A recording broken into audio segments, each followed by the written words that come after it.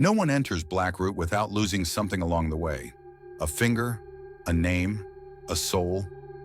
Cora Kellerman was a survivalist documentary filmmaker, infamous for pursuing cursed legends. She had an appetite for the creepy. This time she discovered something too real. An antique map from 1831 by a cult defector, dated and annotated with a single mark. A circle, encircled by runes. One word below it, inscribed in red, bind. She put together a small crew, Micah, an occult historian who twitched incessantly, Lena, a former cultist who hoped to leave her past behind her, and Jake, Cora's old flame, who still had the engagement ring hanging from a chain around his neck. They embarked with GoPros, drone equipment, and a notebook full of translated glyphs. The instant they entered Blackroot, their compasses whirled.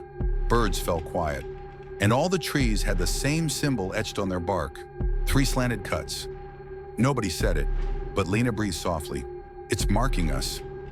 3 days in, they discovered it. A clearing, perfectly round. No birds, no breeze. Just a huge depression in the ground, 20 feet wide, surrounded by stones inscribed in scripts older than Hebrew. Micah went up to it first. This isn't a ritual site, it's a prison.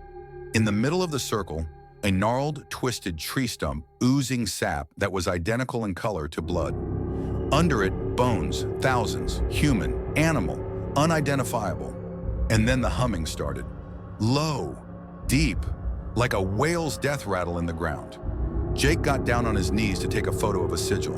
The moment he laid hands on the ground, he screamed, but he didn't quit screaming, even when his mouth shut. Jake's scream lasted for hours, a silent scream, as though something had snatched the voice out of his lungs, leaving behind the agony. Lena barricaded herself in her tent, reciting ancient prayers from a cult she had long renounced. Her forearms were bleeding from fresh carvings that she didn't recall doing.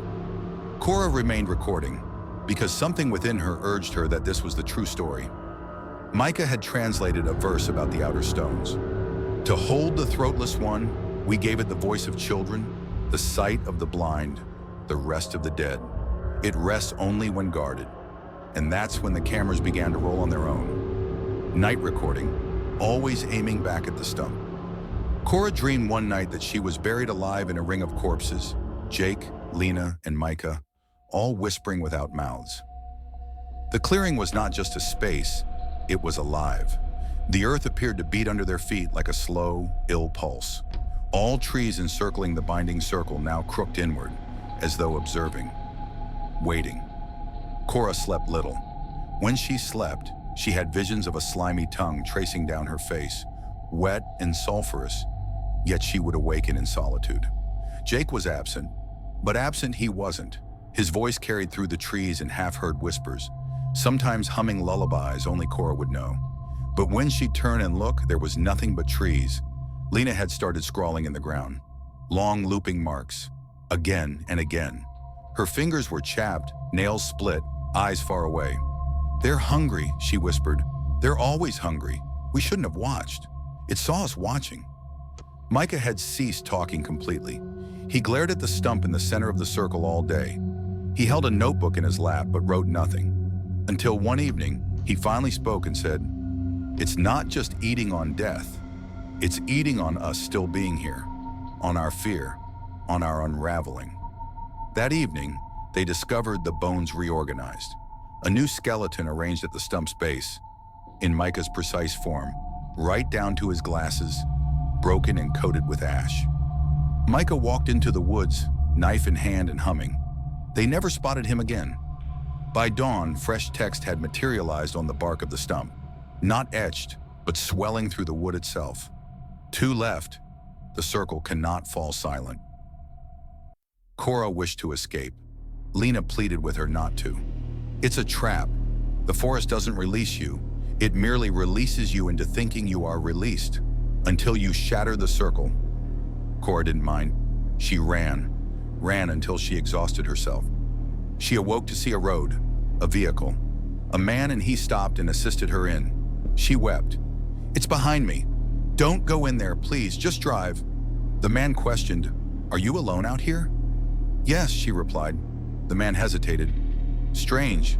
I just saw you walking with a man and a woman a second ago. Cora spun around. The trees had leaned toward the road, and standing just beyond them, Micah and Lena, mouths hanging open, heads jerking unnaturally. Their voices spoke in unison. You stepped out of the circle by yourself. Now it is your turn. Cora blinked, and she was standing in the woods. The road had vanished. The car had vanished. The man's face lay on the ground, pushed into the earth like a fossil. The woods had revealed to her what might be, not what is, a penalty for attempting to depart without an offering. She walked back to camp. Lena was crying, rocking herself. It only releases one, and the other must remain, or it breaks free. Cora was eager to battle. Lena yearned to offer herself. I've known this place, my family's cult. Our family guarded a lesser gate. This was the source. I was born to die in this circle. She started etching runes on her arms once more, this time with intent.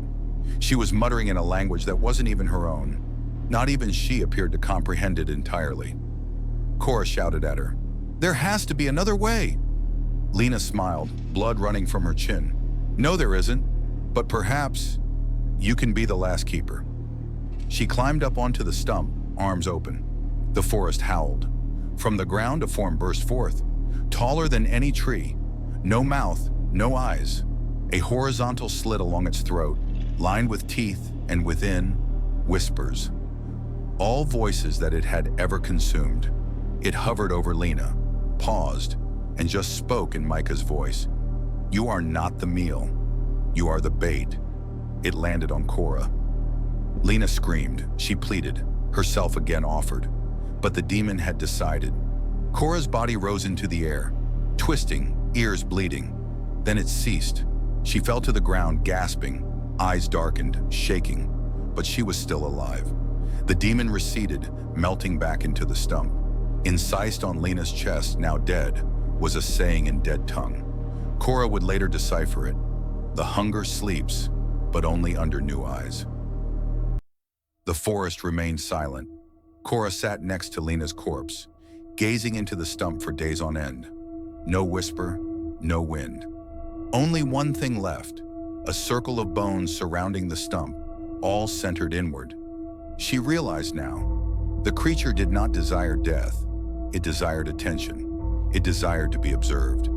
Every century, a new individual was selected to sit, observe, recall, and feed it presence. As long as another watched it, it would not stray, would not wander, would not eat. She discovered Micah's book and inserted one last sentence into his observations. It does not despise us. It requires us. And so it waits. She inscribed the circle in her own blood.